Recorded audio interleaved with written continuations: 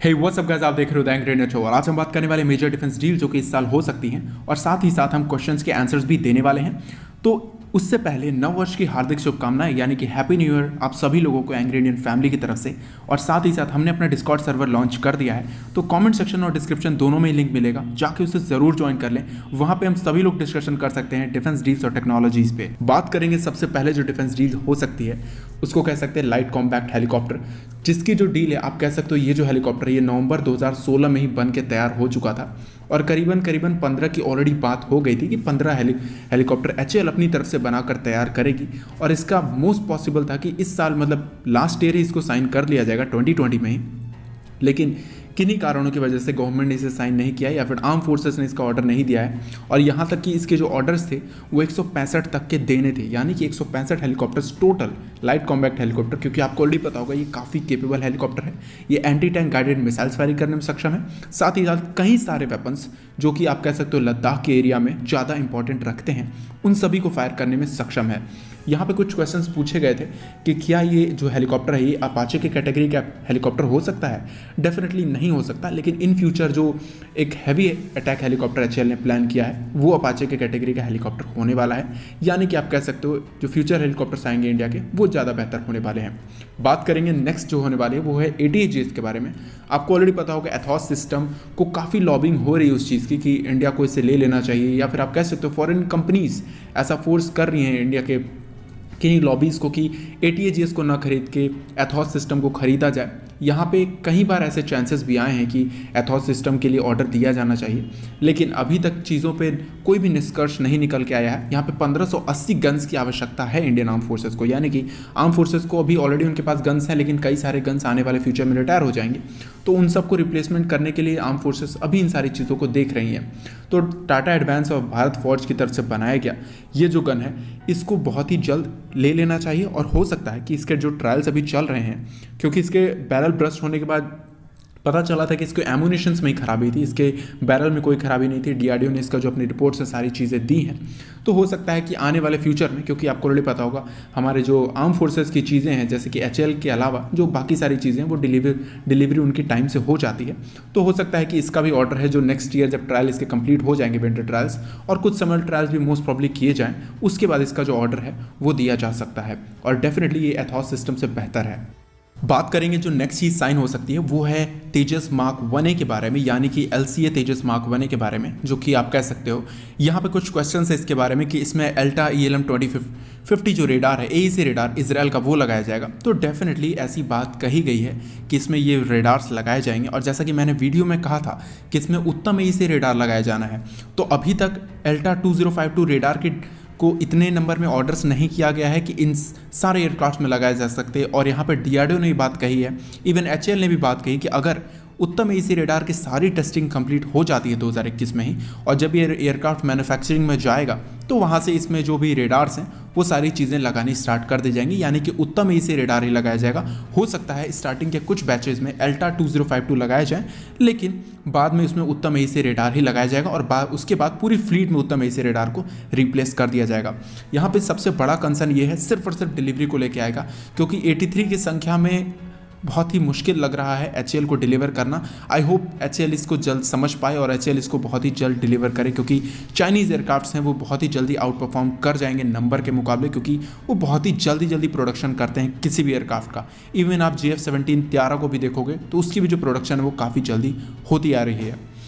अब बात कर लेते हैं नेक्स्ट अपडेट के बारे में, जो कि आएगी कि AK-203 के बारे में, यानी कि इसकी जो डील है वो मोस्ट पॉसिबल है कि साइन हो सकती है नेक्स्ट ईयर जब व्लादिमीर पुतिन इंडिया विजिट करेंगे। तो इसकी जो डील है ये इसी साल साइन होनी थी जून में, उसके बाद अक्टूबर में आ गई, लेकिन मोस्ट पॉसिबल है कि इसकी जो डील है अगले साल साइन हो जाएगी। लेकिन अभी जो 2 लॉट दिए गए हैं 6716 की राइफल्स की, मतलब कि आर्म फोर्सेस को अपग्रेड करने की, यहाँ की आर्मी को अपग्रेड करने की, तो यहाँ पे 6716 की 72,000 के लॉट्स दिए गए। उसके बाद दोबारा जो लॉट होगा उसमें भी 72,000 राइफल्स आएंगे। लेकिन बाकी जो फोर्सेस हमारी जो कि फ्रंट पोस्ट पे रहेंगी वो 6716 यूज़ करेंगी, लेकिन AK-203 जो राइफल होगी वो हमारी जो सेकेंड लाइन होगी वो बेसिकली यूज़ करने वाली हैं। तो ये भी एक अच्छी राइफल है, लेकिन बात यह है कि हमारे जो प्राइवेट कंपनीज़ हैं जैसे कि ट्रिपल डिफेंस हो गई या फिर और भी कई सारी प्राइवेट कंपनीज़ हैं, ये कहीं ज़्यादा राइफल बना सकती हैं, वो भी इससे बेहतर राइफल बना सकती हैं। तो हमें AK-203 खरीदने की ज़रूरत नहीं है और हो सकता है कि आर्मी इसके लिए मना भी कर दे। आई मीन इसकी जो डील है उसको नहीं साइन करे और बेसिकली जाए ट्रिपल डिफेंस के साथ या फिर कोई और जो प्राइवेट कंपनी है उनके साथ जाए, जो कि ज़्यादा अच्छा रहेगा। क्योंकि हमारी जो प्राइवेट कंपनी अगर उसको सेलेक्ट किया जाता है तो उसके जो एक्सपोर्ट की क्वालिटी है आप कह सकते हो उसको भी पुश मिलेगा और उसका जो एक्सपोर्ट है वो भी किया जाएगा आने वाले फ्यूचर में। अब जो नेक्स्ट डील साइन हो सकती है वो है ड्रोन्स की तरफ से, यानी कि जो प्रीडेटर ड्रोन्स हैं जैसे कि हमें यूनाइटेड स्टेट्स से ड्रोन लेने हैं उस पे साइन हो सकती है, क्योंकि अभी हमने 2 की संख्या में लीज पे लिया है और बात कही गई है कि जो एवेंजर ड्रोन है जो कि 9 की संख्या में यूनाइटेड स्टेट्स एयरफोर्स के पास है, उसकी जो 2 की संख्या है हम उसको दोबारा से लीज कर सकते हैं चेक करने के लिए। और इन फ्यूचर में जब इसका मैस प्रोडक्शन स्टार्ट होगा यूनाइटेड स्टेट्स आर्म फोर्सेस में, तो वहाँ से हम इसको खरीदना भी स्टार्ट कर देंगे। तो ये सारी चीज़ें तो ठीक हैं, लेकिन MQ-9B भी 2 की संख्या में है और हाँ हो सकता है कि इस साल ही अगर इंडियन नेवी को ये सारी चीज़ें अच्छी लगेंगी, यानी कि जो ड्रोन की परफॉर्मेंस है और बाकी जो किस तरीके से यूज़ किया जाता है इस ड्रोन्स को, अगर ये फ़ायदेमंद होगा नेवी के लिए तो नेवी इसको डेफिनेटली प्रोक्योर करेगी। क्योंकि सी में ऐसे आर्म ड्रोन्स की आवश्यकता ज़्यादा होती है किसी भी शिप पर अटैक करने के लिए, या फिर आप कह सकते हो छोटे बोट्स पर अटैक करने या फिर एंटी पायरेसी मिशंस के लिए ये ड्रोन्स काफ़ी ज़्यादा इंपॉर्टेंट रखते हैं। अब बात करेंगे नेक्स्ट जो डील साइन हो सकती है वो हो सकती है नेवी के कैरियर बेस्ड फाइटर जेट्स के बारे में, क्योंकि इसकी सबसे ज़्यादा ज़रूरत है आज के समय में।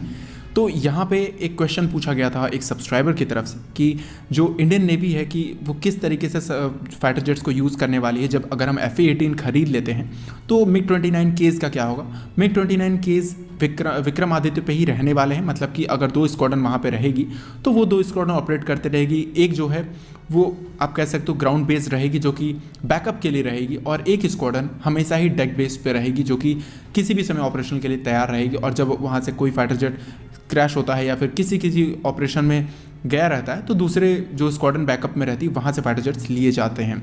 और दूसरी जो बात रही कि जो नए फाइटर जेट्स आएंगे FA-18 या फिर रफाल एम के चांसेस बहुत ही कम लग रहे हैं, क्योंकि नेवी को अर्जेंट रिक्वायरमेंट है इन सारी चीज़ों की।